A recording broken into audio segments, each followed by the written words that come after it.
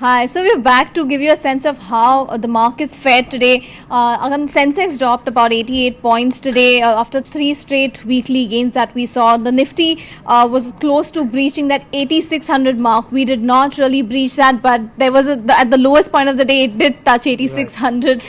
So that's as far as the Nifty is concerned. The Nifty, of course, partly recovered. I won't say there was a smart recovery, but it partly recovered. In the second half, and that is because of the global cues. European markets opened negative, but they turned positive by the time our markets ended. So that was lending some support as far as our Indian markets were concerned. So the Nifty ended about 0.3% lower, so recovering from that 0.8% loss that we had seen during the day. But the advanced decline ratio continued to be more on the pessimistic side, so negative market breadth at 3:4, 3 advances for every 4 declines that we saw. On the commodities end, if I just talk about the broader trends, the gold was trading with about 1% gains as the US dollar hit that 7-week low. Mind you, that's the lowest after the Brexit vote, so we've gone back to really those levels, wiping out all gains that we had seen. Globally, crude oil also continued with its rally. It held above that $46 a barrel level. So now crude is up about 10% in the last 4 trading sessions itself. And of course, there were hopes of output freeze after we are supposed to be having that OPEC informal meeting in September, and that's probably some reason we are going to continue to see that rally, or at least some volatility as far as crude is concerned. So gold was trading higher, crude was trading higher, so it was a good day for the commodities. As far as our markets are concerned, metal stocks were doing good. Of course, we'll come back to that later. And just to mention that the government bond yields were, the 10-year bond yields were flat at about 7.093%. We're already close to that 7-year low, so no movement as far as bond yields are concerned. And I would also like to mention we had the July WPI came in at 3.55% to 2-year high, and this is the 4th straight month where the index has actually shown an increase after spending about 17 months in that deflationary zone. So that was slightly negative. Of course, food prices being the culprit here. But Agam, what are the trends as far as F&O is concerned? Today's trend is not unlike what we've seen in the previous week, which was hanging between a 100-point range. So when it comes to Nifty today, once again, the Nifty moved between an 80-point range between the mark of 8600 and 8700. Let's talk about the options then. Once again, as usual, and this is once again not unexpected, the distribution continues to remain between the 9,000 call and the 8,500 put. However, what's now interesting is that you have a significant amount of options build up towards open interest in the 8,700 and the 8,800 strike levels. And this is very evident in what's happened today as well. As you can see here, we've seen a big spike towards open interest in the 8700 call, and that is where a lot of writing has taken place, a trend that has continued on or for a good 3 to 4 sessions now. And that also brings me to the volatility index. Now, we did see the volatility index fall to 2016 lows or below the mark of 14. We have seen a little bit of spike today, up as much as 5%, but once again we're still trading at very, very low volatilities. But that also brings me to the bank Nifty. Once again, not too much to take home, at least as far as bulls are concerned. And we have seen an increase of open interest as far as 11% goes towards the August futures, but once again not too much to take home for. And overall, we are looking at consolidation building in when it comes to the 19,000 mark on the bank Nifty. So once again, we'll be keeping an eye on where the bank Nifty goes, but for now we are looking at 8,700 on the Nifty and 19,000 on the bank Nifty going forward. So Shraddha, what else do we have when it comes to the indices themselves and the contributors? Agam, the Nifty IT index was under pressure today, so as you can see, it was down about 1.6%, led by HCL Technologies and Tech Mahindra, both of which lost about 2 to 3%.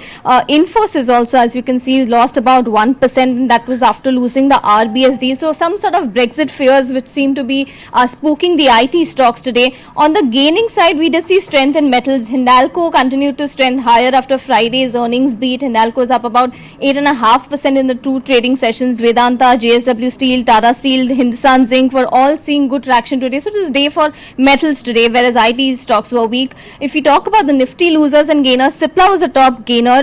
continued to build strength during the day, ending about 7.5% higher. So a thumbs up from brokerages post their quarter one earnings, which were announced post market hours. On the other hand, its peer Sun Pharmaceutical Industries saw some correction for the second day. Good set of Q1 numbers, but led mainly by a one-time opportunity in the US market.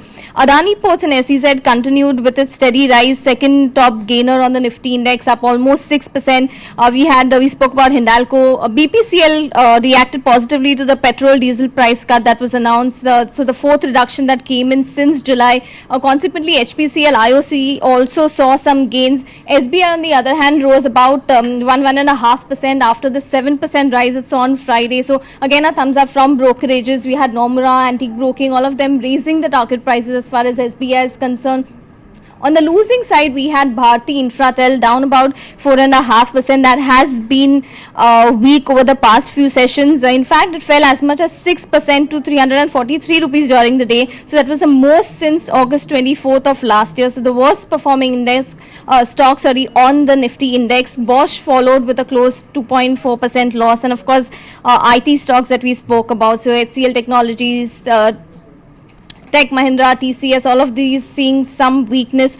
But I will also like to bring in Bhavesh. We'll talk about Power Grid earnings. So Bhavesh, we did see earnings beat as far as Power Grid is concerned, but the stock actually reversed and ended about 0.5% or so lower. Ended in the red. What went wrong with Power Grid? Right. So, market seemed to have been disappointed with Power Grid's first quarter results. Although its net profit rose by 33% on a year-over-year basis, the stock fell nearly 3% from its day's high. Apart from that, I'll also like to mention that the merger that was announced between Aditya Birla, Nuvo and Grasim. Now the market seems to be increasingly disappointed with this merger, as the stock has continued to fall since last 3 days. Now since Wednesday, Aditya Birla Nuvo has fallen by 18% and Grasim has fallen by nearly 8%. Promoters have lost something around 3,000 crores due to fall in price, and LIC, which holds nearly 5 to 6% in both these companies, has seen capital erosion of 370 crores.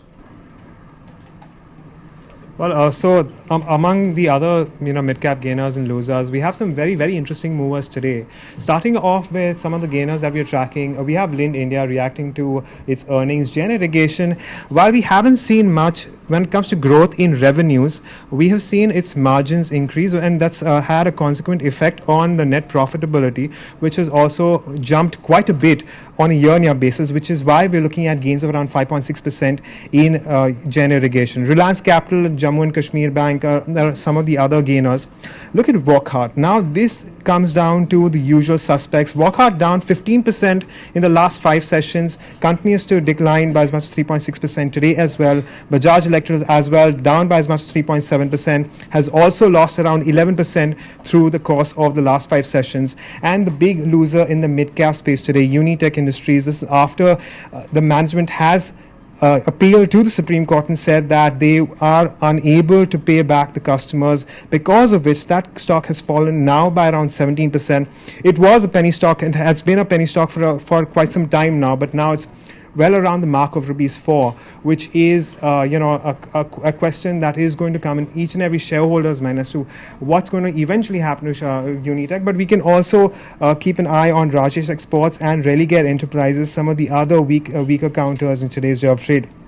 Overall, as far as the mid-cap index itself is concerned, it hasn't really given you big gains or big losses, and it's been typical of what we've seen in the previous couple of weeks as well.